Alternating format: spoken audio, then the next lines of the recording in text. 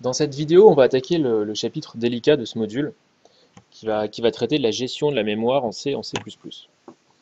Alors, il va y avoir deux aspects qu'on va considérer dans deux vidéos différentes. Donc, dans ce premier tutoriel, on va parler des pointeurs, qui va être en fait un nouveau type qu'on va découvrir ensemble, et qui va être un prérequis au chapitre suivant qui va être fondamental, c'est la gestion dynamique de la mémoire. Alors, dans un premier temps, on va partir sur les pointeurs et, d'un point de vue plus global, sur la gestion de la mémoire en C++. Alors, on peut se poser la question, à quoi ça sert d'aller gérer la mémoire de nos programmes? Actuellement, il y a des choses que vous ne pouvez pas contrôler dans les programmes que vous savez faire. Si je prends l'exemple du programme qui est à gauche, un programme tout simple avec un programme principal, mon main, où je déclare des variables, je déclare un tableau, et puis une fonction qui prend deux paramètres, un entier et un caractère. Il y a un aspect du programme sur lequel j'ai pas de contrôle actuellement, c'est la naissance et la mort de mes variables. Par exemple, quand je suis dans mon main, je veux déclarer un tableau, ici un tableau de taille 100, je vais le déclarer au début de mon programme, et puis donc ça va être au moment de la déclaration, c'est le moment où on a la naissance de ma variable, donc j'ai mon tableau, j'ai un entier, j'ai un caractère, donc la naissance, elle est au moment de la déclaration des variables, et la mort de ces variables, c'est à la fin de la fonction dans laquelle elles sont déclarées. Donc là, en l'occurrence, le tableau tab, la mémoire, elle est rendue à la fin, pareil pour C, pareil pour D. De même, quand vous faites un appel de fonction ici, ce que vous savez, c'est que ici, quand je fais mon appel à f de cd, eh bien, j'ai ma variable a qui va être une copie de c, parce que je fais un passage par valeur, et ma variable b, mon paramètre b, qui va être une copie de d, qui vont naître au moment de l'appel. Donc dans ma mémoire, je vais avoir a et b qui apparaissent à ce moment-là, et qui vont mourir à la fin de la fonction.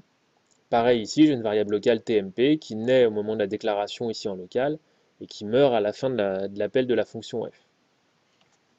Bon.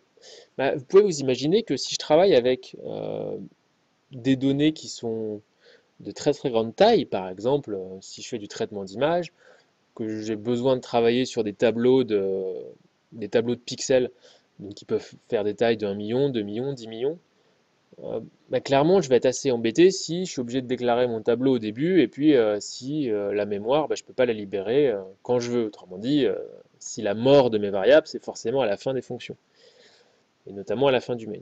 Ça peut être assez handicapant, et ce qui serait intéressant de pouvoir faire, c'est de dire, tiens, mes variables là, je les déclare ou je demande de la mémoire quand je veux, et quand j'en ai fini, quand j'en ai assez, je peux dire, j'aimerais bien avoir une instruction qui me dit, ok, maintenant, cette variable-là, je ne vais plus m'en servir jusqu'à la fin du programme, donc ici, si c'est dans un main, pas besoin d'attendre le return 0, tu peux me libérer la mémoire parce que ça me prend vachement de place. Imaginons un tableau de taille 10 millions, je libère quand je veux. Donc ça, on va voir que l'allocation dynamique va permettre de faire ça. Actuellement, on n'est pas du tout dans ce contexte-là, on est dans un contexte qu'on appelle statique.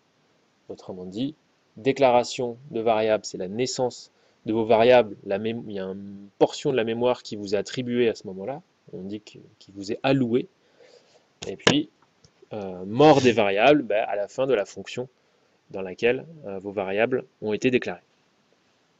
Une autre chose que vous ne pouvez pas faire actuellement, c'est travailler sur des tableaux redimensionnables. Pareil, les tableaux que vous connaissez actuellement, autrement dit les tableaux déclarés avec des crochets, comme celui-ci, il est ce qu'on appelle statique. C'est le cas de tous les tableaux déclarés avec des crochets.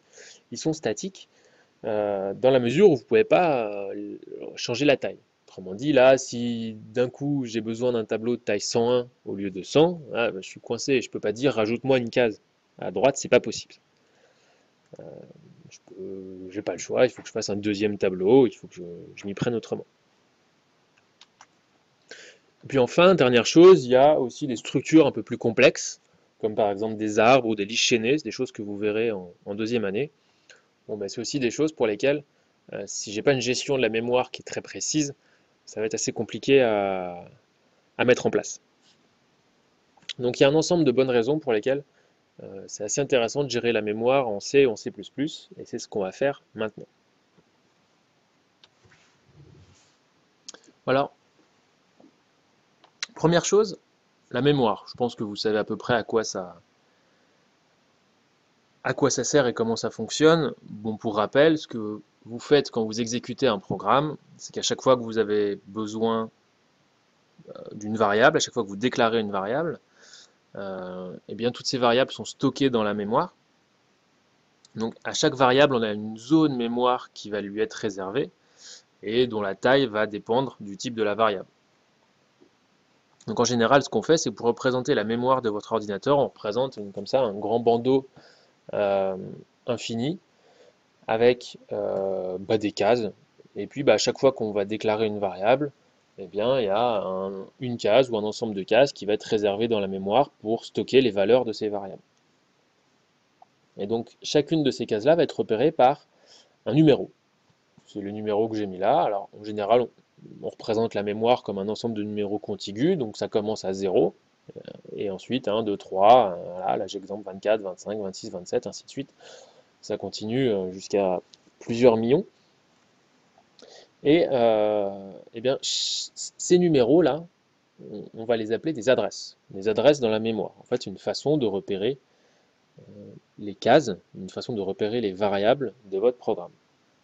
Donc par exemple, si ici je déclare une variable A, ce qui se passe dans la mémoire, c'est quand votre programme il exécute ici votre main, il voit déclaration d'une variable de type entier A, dans la mémoire, il attribue un espace mémoire qui correspond à une variable A. Donc là, par exemple, ici, c'est l'espace mémoire dont l'adresse est 25.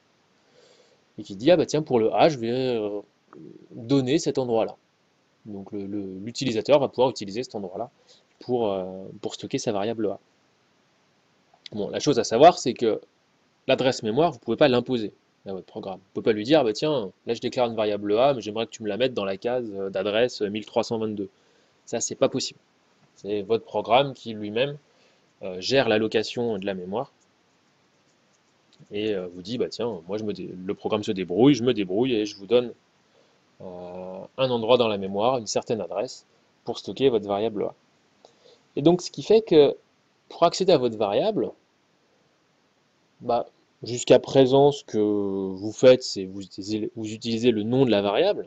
Bah, par exemple ici, si ma variable, je veux lui mettre 3 dedans, bah, je vais faire, je sais qu'elle s'appelle A, donc je vais faire A égale 3. Bon, bah, quand vous faites quelque chose comme ça, ce qui se passe, c'est voilà, dans la mémoire, on peut représenter la chose ainsi. Mais il y a une autre façon de repérer une variable dans la mémoire, c'est d'utiliser l'adresse. Vous voyez qu'ici, là, ma case là, il y a deux façons de la repérer. Il y a le nom, je sais que c'est A, et puis il y a l'adresse, je sais que c'est 25. Alors, comment est-ce qu'on connaît l'adresse mémoire d'une variable? En fait, c'est facile, il y a un opérateur qui permet de faire ça. Et cet opérateur, c'est l'opérateur et commercial. Je vous le mets ici.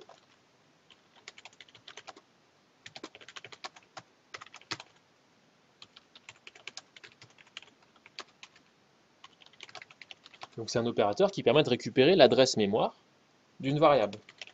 Parce que comme je vous l'ai dit, à la base, vous ne connaissez pas l'adresse mémoire. Quand vous déclarez ici votre variable A, vous ne savez pas du tout qu'elle va être dans la case 25. Déjà, ce n'est pas vous qui décidez, et puis en plus, le programme, à chaque exécution, ça peut changer, c'est jamais forcément la même case. Donc vous ne la connaissez pas. Grâce à cet opérateur et commercial, vous pouvez récupérer, vous pouvez connaître la valeur de l'adresse mémoire. Donc autrement dit, quand j'ai quelque chose comme ça, si je fais ce type d'instruction, donc un affichage de EA, ça me permet de connaître l'adresse mémoire utilisée pour la variable A que j'ai déclarée au-dessus. On va faire le petit test. Voilà. Ici, j'ai exécuté mon programme et il m'a donné ma variable A à cette adresse-là. Vous voyez qu'en général, c'est un code en hexadécimal qui est donné. Donc, c'est des adresses mémoire qui sont très grandes. C'est assez peu probable qu'on vous donne les adresses 24, 25, 26 ou 27. Elles sont très basses. Ces adresses-là, en général, elles sont plutôt réservées au système d'exploitation. Donc, quand vous allez lancer des programmes avec Visual, en général, ça sera des adresses qui seront assez grandes. Bon alors, il une petite difficulté avec ce symbole pour vous, c'est de ne pas confondre, parce qu'en fait, vous le connaissez déjà, ce symbole et commercial, vous l'utilisez déjà, mais pour autre chose, puisque vous l'utilisez pour les références. Quand vous faites du passage de paramètres et que le paramètre est modifié par la fonction, vous faites un passage par référence, et vous utilisez la notion de référence grâce à l'opérateur et commercial. Et en fait, cet opérateur et commercial permet de faire deux choses. Il permet de trouver les adresses mémoire de variables et il permet aussi de faire du passage par référence. Donc il ne faut pas s'embrouiller là-dessus. En fait, votre compilateur, lui, il ne va jamais s'embrouiller si vous réfléchissez bien. Le et commercial, selon comment on l'utilise, forcément, c'est soit l'un, soit l'autre. C'est soit une référence, soit l'adresse mémoire d'une variable, mais votre compilateur, lui, il sait forcément ce que c'est. Donc vous aussi, vous devez savoir à quoi ça correspond. Quand vous avez comme ça une utilisation, comme vous savez faire, par exemple dans une en-tête, vous faites un passage par référence, un truc comme ça, le et commercial, il est tout le temps utilisé entre un nom de variable, un nom de paramètre et un type. Parce qu'en fait, ici, c'est une déclaration de référence sur un entier. Donc, le et commercial, ici, il suit un type. Donc, vous savez que ça va être une référence.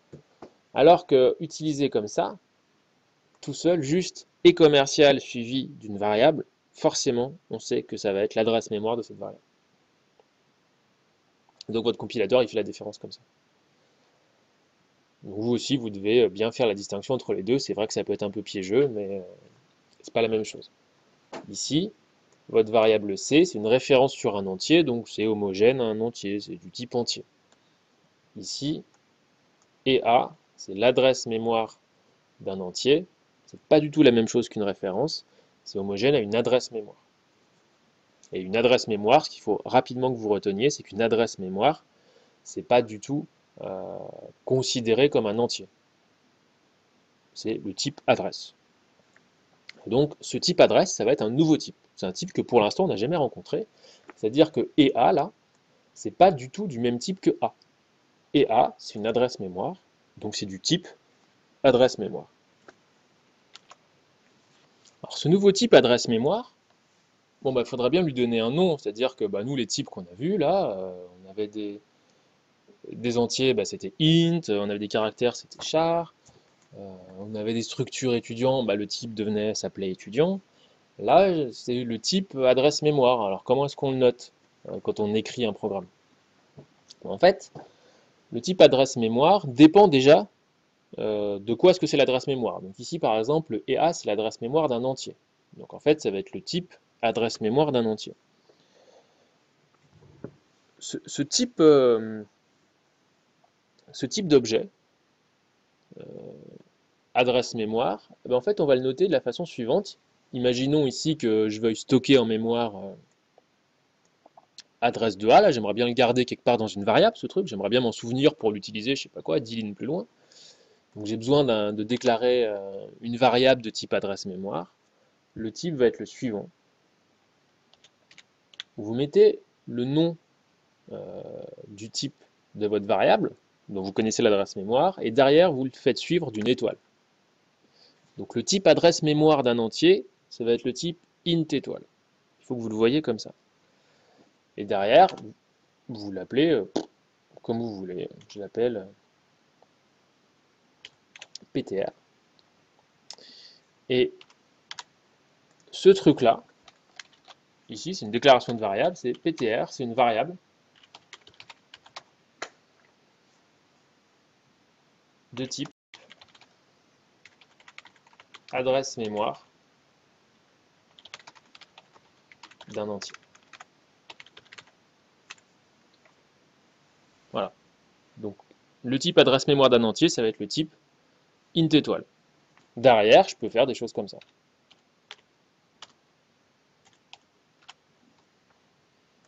Ça marche. Parce que adresse de A, on a vu que c'était un type adresse mémoire d'un entier, puisque A c'est un entier. PTR c'est du type int étoile, donc c'est aussi un type adresse mémoire d'un entier. Donc ici, quand je fais une affectation, PTR égale EA, je suis bien homogène. Alors ce type adresse mémoire, ces variables-là qui vont permettre de stocker des adresses mémoire, comme des variables comme PTR, on appelle ça des pointeurs. Donc dans le jargon, on va plutôt les appeler comme ça. On va dire que PTR est un pointeur sur un entier. C'est à peu près la même chose que de dire que PTR c'est une variable de type adresse mémoire d'un entier, c'est complètement équivalent. Alors, en général, on préférera plutôt parler de pointeur. Il faut bien que vous reteniez que les adresses mémoire des variables de votre programme, on peut les stocker dans des objets, dans des variables qui vont être de type pointeur. Alors si je reprends mon programme qui est à gauche là, et que je regarde ce qui se passe en mémoire, si je fais un dessin. Dans un premier temps, je pense que ça vous sera utile sur les premiers exercices sur les pointeurs de faire des dessins à chaque fois de la mémoire pour bien comprendre ce qui se passe. Alors j'ai une variable a que j'initialise à 3, donc ce qui se passe dans ma mémoire c'est quelque chose comme ça. J'ai un emplacement a, et je sais qu'il vaut 3. Bon, ensuite cette ligne-là c'est juste un affichage, donc je ne vais pas m'en servir, je peux même l'enlever. Derrière, je fais quoi? Derrière, je déclare un pointeur sur un entier. Donc je déclare une variable dans ma mémoire qui va me permettre de stocker des adresses mémoire. Donc ce truc-là, c'est une variable comme une autre. Hein. C'est une variable qui est de type int étoile, cette fois-ci, donc c'est un nouveau type. Mais ça reste une variable, donc dans ma mémoire, mon programme, quand il voit ça, il dit, ah bah tiens, mon utilisateur, il a besoin d'une variable, donc je lui donne. Je lui donne un emplacement pour une adresse mémoire. Donc là, ici, par exemple, on me donne un pointeur, enfin PTR ici, dans la mémoire. Ça va stocker des int étoiles, ça va stocker des adresses mémoire, et puis on me donne un emplacement que je ne connais pas, peu importe. Derrière, ici, je fais PTR égale EA, autrement dit, j'affecte la case PTR. Donc je dis, bah ici, mon pointeur, il va contenir l'adresse de A. Vous voyez qu'il y a un lien entre les deux, parce qu'au final, A ici, c'est une case de ma mémoire qui vaut 3, et PTR, il contient EA, donc en quelque sorte, d'ailleurs, c'est ce qui se passe, hein. Ici, sur mon exemple, le contenu de la case PTR, en fait, c'est 25. C'est exactement la même chose. D'ailleurs, je peux essayer de, hop, le mettre ici. Sur mon exemple, l'adresse de A, si c'est 25, eh bien je mets égal 25. C'est la même chose. Donc, le contenu de la case PTR contient l'adresse mémoire de la variable A. Donc c'est en ce sens qu'on va dire que PTR pointe sur A. D'ailleurs, en général, on va pas se priver de représenter ça avec une flèche. On dit que le pointeur PTR, il pointe sur A parce qu'il contient l'adresse mémoire de A. Donc en connaissant PTR, en connaissant la valeur de PTR, ben on connaît l'adresse mémoire de A, donc on est capable de récupérer A. On va prendre un autre exemple. Donc, je vais refaire mon main. Imaginons, je déclare cette fois-ci un entier, je déclare un caractère. Puis je vais déclarer deux pointeurs, un pointeur sur un entier que je vais appeler P1 et puis un pointeur sur un caractère que je vais appeler P2. Et puis je vais dire que P1 va contenir l'adresse de A et P2 va contenir l'adresse de B. Je peux faire ce genre de choses. Ici, bon, au niveau des types, les deux premières choses là, ça va, vous êtes à l'aise. Ensuite, tiens, je vais initialiser B comme ça sera fait. Ensuite, P1, adresse mémoire d'un entier, c'est un pointeur. P2, adresse mémoire d'un caractère. Derrière, je fais P1 égale EA. Cette instruction est tout à fait autorisée. P1, c'est un int étoile. Adresse de A, c'est aussi un int étoile, hein, c'est l'adresse mémoire d'un entier. Pareil pour P2. P2, c'est un char étoile. Adresse de B, c'est aussi un char étoile parce que c'est une adresse d'un caractère. Donc ce type d'instruction est tout à fait correct. Vous voyez notamment que le type des pointeurs est important parce que ici, si j'avais mis par exemple P2 égale adresse de A, eh bien votre compilo il voit qu'il y a un problème en fait. P2, c'est un pointeur sur un caractère et adresse de A, c'est l'adresse mémoire d'un entier. Donc là, il y a un problème de type, donc il ne va pas être content. Donc c'est pour ça qu'on fait bien la différence entre les adresses mémoire d'un entier, l'adresse mémoire d'un caractère, l'adresse mémoire d'un réel. Tout ça, c'est des questions de taille de codage en fait. Donc c'est important de faire la distinction. Bon, alors comment est-ce que je représente ça dans ma mémoire? Bon, bah là, le début du programme, je vous l'ai mis ici. Donc vous voyez, j'ai d'abord deux déclarations de variables, un entier A, un caractère B. Donc ici, on me donne dans ma mémoire A et B, avec ces adresses mémoire là, par exemple, 8879 et 10111. Donc A et B ne sont pas forcément contigus dans la mémoire. Et bon, voilà, j'initialise les valeurs avec 2 et Z. Ensuite, je déclare deux pointeurs, donc P1 et P2. Donc pareil, on me donne des emplacements dans la mémoire pour stocker P1 et P2.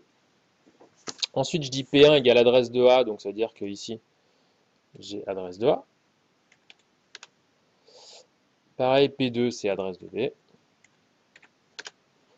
Et donc concrètement, ce que je sais, c'est que adresse de A, bah, dans mon exemple, ça serait 8879. Et puis ici, adresse de B, ça serait 10100. Donc j'aurai quelque chose comme ça. Donc au niveau de mes représentations, eh bien, P1, comme il contient l'adresse de A, on va dire qu'il pointe sur A. Et puis P2, comme il contient l'adresse de B, on va dire qu'il pointe sur B. Bon, alors vous allez dire tout ça, c'est bien beau, ça sert à quoi? Bon, on va rentrer dans le vif du sujet maintenant. Dire que ce que je vous disais tout à l'heure, c'est que grâce à ces histoires d'adresse mémoire, on va avoir deux façons d'accéder à une variable. La façon que vous utilisez jusqu'à présent, c'est-à-dire utiliser le nom de la variable. Imaginons par exemple que je veuille que dans ma case correspondant à là, dans ma variable là, je remplace le 2 par un 7. Bon, ben voilà, ce que vous allez faire, c'est A égale 7. Bon, ben, grâce au pointeur, il va y avoir une deuxième façon d'accéder à cette case-là. C'est-à-dire que si on connaît un pointeur sur une variable, donc là par exemple je connais P1 qui est un pointeur sur ma variable A, eh bien j'ai une façon d'accéder au contenu de la case A à partir du pointeur. Donc juste à partir de P1, je vais pouvoir aller modifier, taper dans cette valeur-là. Comment est-ce que je vais faire? Je vais utiliser un nouvel opérateur que vous n'avez pas vu jusque-là, c'est l'opérateur étoile. Autrement dit, quand je fais étoile suivi d'une variable, il faut que cette variable elle soit du type pointeur, et ça me permet d'accéder à la case qui est pointée par le pointeur. Donc ici par exemple étoile P1,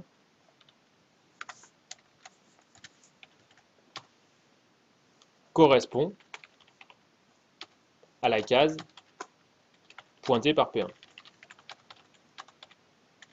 Donc là en l'occurrence, la case pointée par P1 bah, c'est A. Donc autrement dit, étoile P1 et A sont ici équivalents.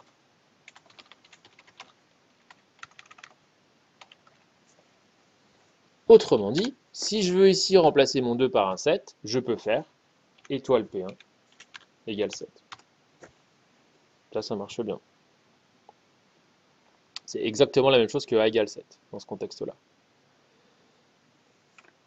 Donc là, c'est la chose à retenir, l'opérateur étoile. Ici, l'opérateur étoile, vous l'avez découvert dans le cadre d'une déclaration de variable de type pointeur. Donc on l'utilise dans ces moments-là et on l'utilise aussi dans ces moments-là. La chose à retenir qui est vitale, parce que ce qui va être difficile pour vous, c'est de ne pas vous embrouiller avec les étoiles, les commerciaux. Il faut tout le temps être clair au niveau de ce qui se passe au niveau des types.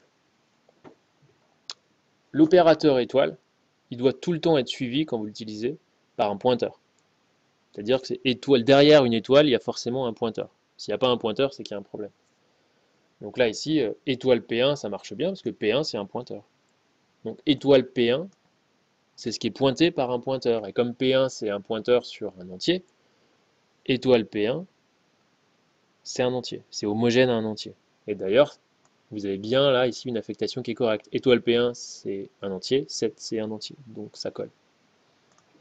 Le et commercial, rappelez-vous, ça doit être suivi par une variable et ça donne une adresse mémoire.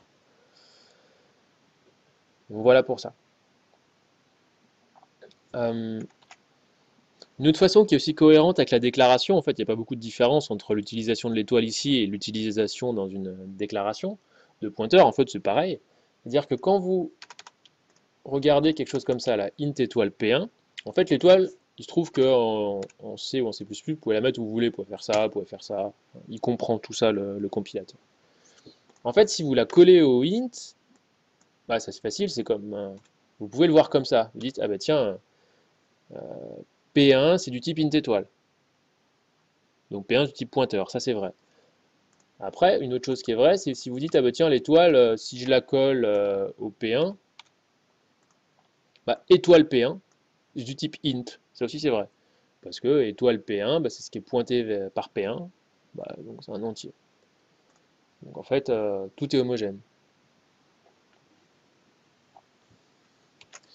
Et donc, regardez ici, j'ai remplacé mon 2 ici là par, hop, par 7 a priori. Je vais voir si ça marche bien.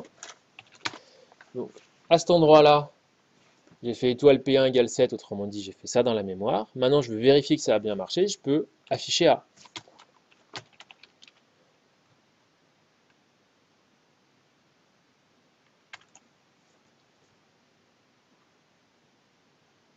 Et vous voyez que A vaut bien 7, alors qu'à aucun moment, ici, j'ai fait A égale 7, en fait. Je suis passé par le pointeur pour modifier la variable A. C'est quelque chose qui marche. Et c'est vraiment ça qui va être la base de ce qu'on va appeler le passage par adresse et de la gestion dynamique de la mémoire. C'est qu'on va pouvoir modifier des variables en passant par des pointeurs plutôt que de passer par le nom des variables elles-mêmes.